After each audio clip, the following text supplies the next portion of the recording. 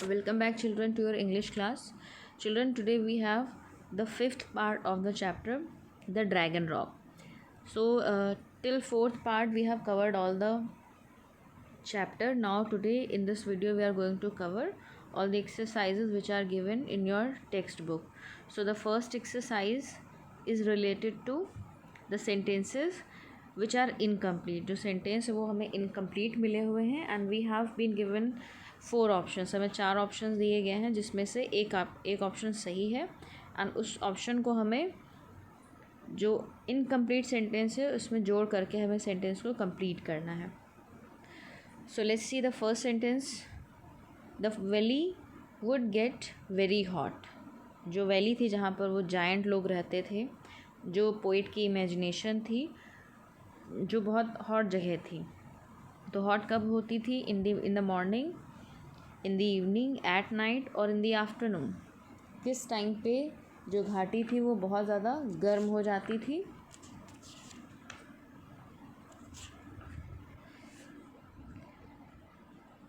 Option number D will be the correct answer.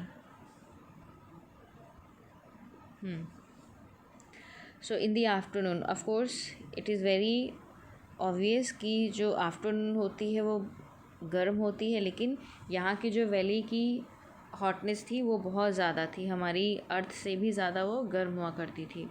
Number 2, the big rock was. जो बहुत बड़ी चट्टान थी, बिग रॉक थी, वो कैसी थी? A well, an old rock, a dragon या फिर a huge piece of marble. वो क्या था?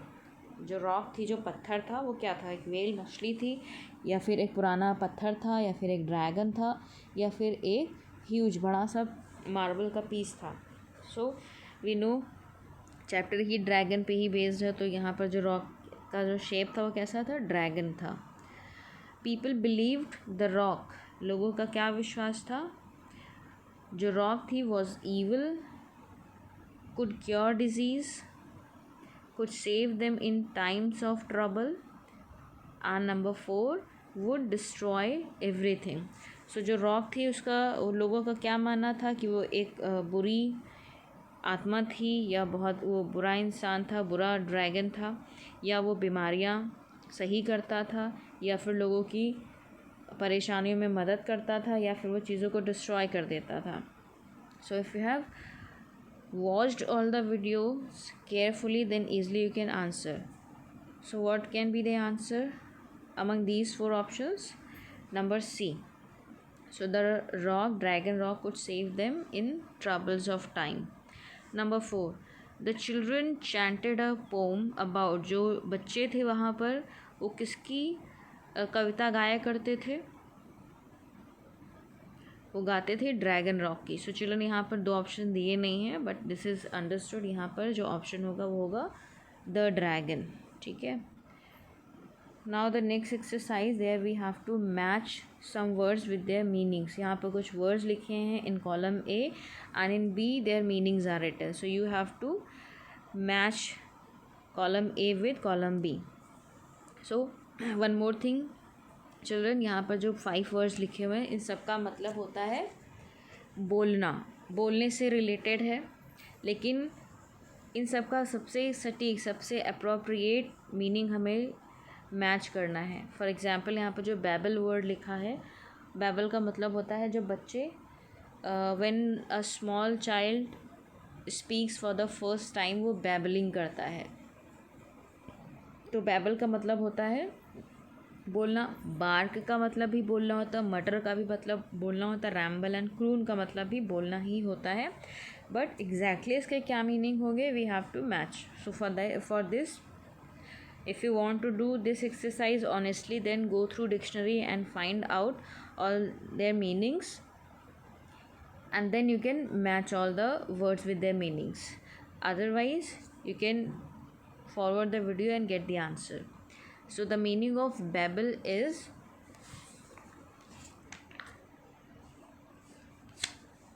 C. So babble मतलब होता है to say something in a quick confused manner. कोई चीज़ बहुत जल्दी जल्दी बोल जाना, बच्चों को आपने देखा होगा बहुत जल्दी जल्दी बोलते हैं लेकिन कुछ समझ नहीं आता, कंफ्यूज्ड होते हैं, वो जो बोलते हैं वो सब मिक्स्ड होता है, कंफ्यूजिंग होता है, कोई समझ नहीं पाता, तो that is called babbling. Then number 2 is bark. Children, bark तो हमने ज़्यादातर सुना है, फॉक्स या फिर जो डॉग्स भौंकते हैं उनको हम बार्किंग कहते हैं, but in case of human beings और हम इंसानों के लिए भी यूज़ होता है। तो अगर कोई बहुत ही चिल्ला करके, बहुत ही ज़ोर ज़ोर से चिल्ला करके बोलता है उसको भी बार्किंग बोलते हैं। सो इसका मीनिंग क्या हो जाएगा? ई, to shout at someone in a forceful manner, बहुत ही ज़ोर ज़ोर से किसी पर चिल्लाना। नंबर 3 मटर। सो द मीनिंग ऑफ मटर is to speak softly in a way that words can't be heard, usually when worried or angry. So मटर का मतलब होता है जब कोई बहुत गुस्सा होता है और या फिर बहुत परेशान होता है, in that situation if he or she speaks, तो क्या होता है कि जो वर्ड्स निकल के आते हैं बहुत ही क्लियर नहीं होते हैं और बहुत ही साफ सुनाई नहीं पड़ते हैं, और वो जो वर्ड्स मटरिंग जो होती है वो हमेशा बहुत ही सॉफ्टली होती है। If your parents scold you, कभी कभी आपके पेरेंट्स गुस्सा करते हैं तो बहुत चिल्ला के गुस्सा करते हैं, so they may be barking at you, but कभी कभी वो गुस्सा शो नहीं कर पाते हैं लेकिन वो धीरे धीरे अपनी बात को बोल देते हैं, अपना फ्रस्ट्रेशन निकाल देते हैं। So that speaking is called muttering. Number 4 is ramble. Ramble का मतलब होता है to go on talking in a confused manner, यानी बोलते रहना, बराबर बोलते रहना, और क्या बोलना कुछ पता नहीं है, ठीक है। तो रैम्बलिंग का मतलब होता है to talk continuously in a confused manner, यानी कुछ पता नहीं है सामने वाले को। इवन आपने देखा होगा the people who are mad, जो थोड़ा सा एबनॉर्मल होते हैं, मेंटली वीक होते हैं, वो कुछ ना कुछ बड़बड़ाते रहते हैं बट हमें समझ नहीं आता है कि क्या वो बोल रहे हैं। And the 5 is croon. Croon का मतलब होता है to talk in a low voice full of emotion, यानी किसी से बहुत ही धीरे धीरे बात करना, एंड जो बातें होती हैं वो इमोशंस से भरी हुई होती हैं। It means when we are full of sentiments and we are emotional, and at that time if we talk to someone, so that talking is called, that speaking is called crooning. So children, I hope that this exercise is clear to you all. Now comes the next exercise. So in this exercise what we have to do, we have to find out the meanings of idioms. Children, in your chapter I think that this is the third exercise where we have to find out the meanings of idiom. So idiom का मतलब होता है मुहावरे, जो हम हिंदी में पढ़े होंगे। तो ईडियम या मुहावरे कुछ ऐसे वाक्य होते हैं जो अपने अंदर बहुत बड़ी बड़ी बातों को समाये रहते हैं, ठीक है। जैसे यहाँ पर पहला ईडियम लिखा हुआ है eight the drop of a hat. So at the drop of a hat का मतलब होता है दैट डू समथिंग क्विकली और एट वंस, यानी विदाउट वेस्टिंग टाइम किसी चीज़ का रिस्पॉन्ड करना है, फिर कोई काम बहुत ही जल्दी कर देना। So at the drop of a hat, यानी किसी काम को बिना टाइम वेस्ट किए, बिना टाइम गंवाए तुरंत कर देना। Number 2, burn the midnight oil. So burn the midnight oil means that to do very very hard work, यानी बहुत ज़्यादा मेहनत करना, दिन रात एक कर देना, ठीक है। आपने सुना होगा अपने बुज़ुर्गों को कहते हुए नाचना वे आंगन टेढ़ा, आन बंदर क्या जाने अदरक का स्वाद, राइट। सो ये जो सुबह का भूला हुआ शाम को आ गया तो उसे भूला नहीं कहते, तो ये जो लाइंस होती हैं जो हमने हिंदी में सुनी है, so in English we call them idioms. So यहाँ पर जो हम 5 स्टेटमेंट्स लिखे हुए हैं ये सारे ईडियम्स हैं, जिसमें हमने 2 कर लिए हैं। Eight the drop of a hat means किसी काम को बहुत जल्दी कर लेना। बर्न द मिडनाइट ऑयल, दिन रात एक कर देना, फिर बहुत कड़ी मेहनत करना। नंबर 3, कांट जज a book by its cover, यानी आपने सुना होगा कि हर चमकती हुई चीज़ सोना नहीं होती है, या फिर जो चीज़ जैसी होती है वो अंदर से वैसी नहीं होती है। तो we should not see the only cover, we should see that how is the thing inside, कैसी चीज़ अंदर से है। सो हमें किसी चीज़ को ऊपर से जज नहीं करना चाहिए, जब हमें उसकी गहराई में जाके ही डिसीजन लेना चाहिए। Costs an arm and leg and a leg, किसी कोई चीज़ बहुत जब महंगी पड़ती है, जब हम कहते हैं कि ये कार तो मुझे महंगी पड़ गई, ये ड्रेस तो मुझे महंगी पड़ गई, तो महंगा पड़ना किसी चीज़ का तो उसको कहते हैं costs an arm and a leg. And the last is once in a blue moon, यानी बहुत कभी कभार, या जैसे हम कहते हैं ईद का चाँद, ठीक है, तो यानी ईद का चाँद साल में एक बार आता है। तो once in a blue means कोई काम जो बहुत ही रेयर होता हो, बहुत ही कभी कभार होता हो। फॉर एग्ज़ाम्पल हमारा बर्थडे साल में एक बार आता है, so it comes once in a blue moon. Okay, now children, see the next exercise. Now in this exercise we have to put the correct verbs with the correct helping verb. जो भी simple future tense में use होगा हमें वो helping verb use करना है, and then हमें उसके हिसाब से क्रियाओं को यूज़ करना है। नंबर 1, अब children let me tell you इसका सिंटेक्स क्या होता है। So I am writing here at the top, जब हम सिंपल फ्यूचर टेंस के वाक्य बनाते हैं तो subject plus will, then verb की first form, then object, right. तो पहले सब्जेक्ट होते हैं। तो चिल्ड्रन यहाँ पर जो आपको दिख रहे हैं ये पूरी जो लाइन है ये क्या है, ये सब्जेक्ट्स हैं, ठीक है। अब ये जो ब्रैकेट में हमें दिख रहे हैं रेड कलर से, ये वर्ब हैं, ये वर्ब की फर्स्ट फॉर्म है, ये सब्जेक्ट है। अब हमें करना क्या है, और चिल्ड्रन ये जितना भी ये पार्ट बच रहा है दीज ऑल आर ऑब्जेक्ट्स। अब हमें करना क्या है, बचा क्या, हमारे पास विल की कमी है, ठीक है। तो हमें ये जो खाली जगह बची हुई हैं इसमें हमें विल को फिलअप करना है, ठीक है। तो सब्जेक्ट हो जाएगा, देन हम विल लगा देंगे, फिर वर्ब की फर्स्ट फॉर्म लगा देंगे, देन ऑब्जेक्ट लगा देंगे। तो it is as simple as that we have to put will in the bracket, और विल के बाद जो we have to put will in the blanks, और फिर ब्लैंक विल के बाद हमें भरना है इन फर्स्ट क्रियाओं को, ठीक है। तो यहाँ पर सेंटेंस क्या हो जाएगा, you will need to carry your woollens with you when you go to Darjeeling. यहाँ पर क्या हो जाएगा, विल नीड। अब ये जब हम ये एक्सरसाइज कॉपी में तो नहीं करनी है, तो यहाँ पर आप सिंपल यहाँ पर विल नीड लिख लीजिएगा। फिर है you will see Mount Everest when the plane flies over India, you will see हो जाएगा यहाँ पर। फिर है number 3, you will meet many people on the flight, again यहाँ पर विल मीट हो जाएगा, यानी सेम वर्ड हम ब्रैकेट से निकाल के यहाँ पर फिलअप कर देंगे। Number 4, they will come over to my place tomorrow, again they के बाद हमने विल लगाना है, फिर कम लगाएंगे और उसके बाद सिंपल सेंटेंस बनता रहेगा over to my place tomorrow.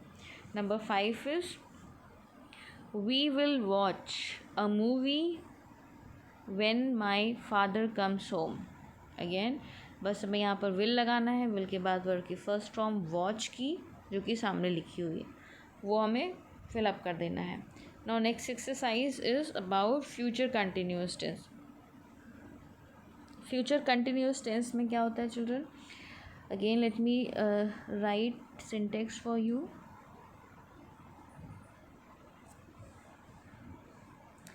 Future continuous का मतलब हमेशा याद रखिएगा ING फॉर्म।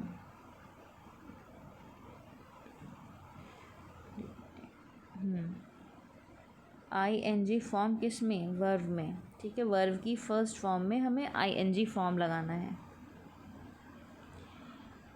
अब इसको करना कैसे है, फ्यूचर कंटिन्यूअस का जो सिंटेक्स होता है वो हो जाता है subject plus will be verb ing।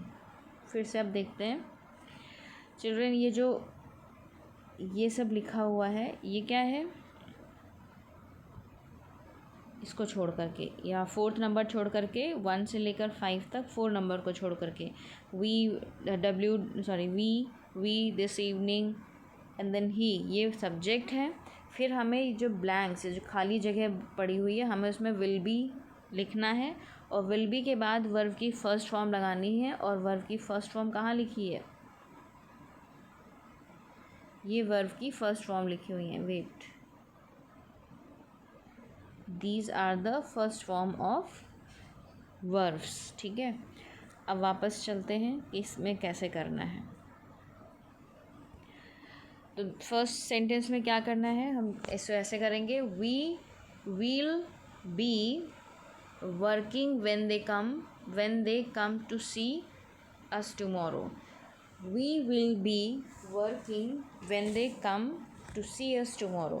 Number 2, we will be having a party at this time next week.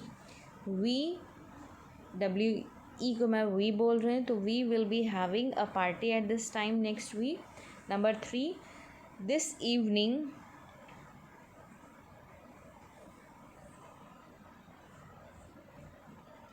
There will be a movie. So children यहाँ पर ध्यान से सुनिएगा, यहाँ पर कोई हमारे पास सब्जेक्ट नहीं है, तो इसको हम ऐसे करेंगे, this evening, wait,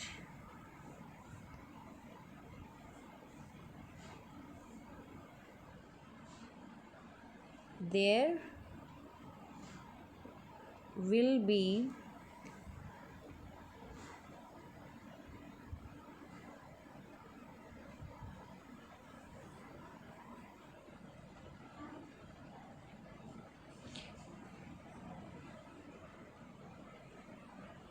wait,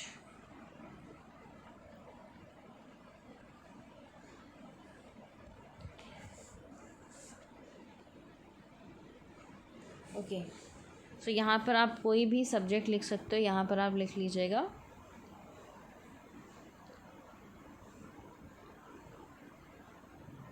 we will be watching.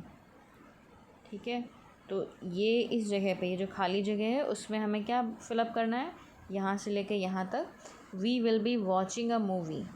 Now see next, इसमें क्या है, जो सेंटेंस लिखा है उसमें हमें 2 ऑप्शन दिए हुए हैं, not their homework when you call them this evening. तो अगेन यहाँ पर हमें एक सब्जेक्ट जोड़ा, तो सब्जेक्ट आप कोई भी जोड़ सकते हो।